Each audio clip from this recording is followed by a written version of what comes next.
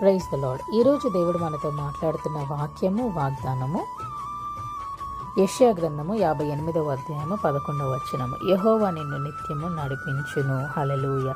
The God will guide us continually. ఎంత మంచి వాక్యం అండి. నిత్యము నడిపించే దేవుడు మన దేవుడు. ఆయన బలవంతుడైన దేవుడు, నిత్యుడగు తండ్రి, సమాధానకర్త అని వాక్యం సెలవిస్తుంది. కాబట్టి మరి మన దేవుడు మనలను ఎప్పుడు కూడా నడిపించే దేవుడే.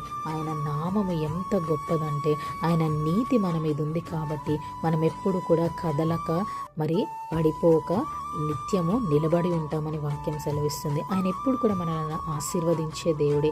ఎంతోమంది అన్యజనులందరి ముందు కూడా మనలను నిలబెట్టుకునే గొప్ప దేవుడు మన దేవుడు. ఆయన మనకెప్పుడు మంచి ఖ్యాతిని, పేరుని ఇచ్చే దేవుడే.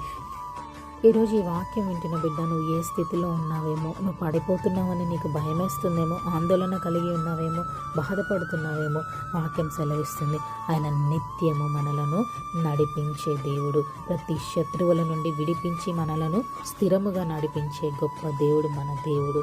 ఏ విషయంలో కూడా మనం బాధపడాల్సిన అవసరం లేదు. మన దేవుడి హస్తము మనతో ఉంది. పరిశుద్ధాత్మ దేవుడు నిత్యము మనతో ఉండి మనలను గైడ్ చేస్తాడు, మనల్ని రక్షిస్తాడు, మనలను కరెక్ట్ వేలో నడిపిస్తాడు. అంత గొప్ప ఆదరణకర్త అయిన పరిశుద్ధాత్మ దేవుడు మనలో ఉన్నాడు. ఆయన ఆత్మ మనలో ఉంది. కాబట్టి మనం ఎక్కడో కూడా పడిపోము.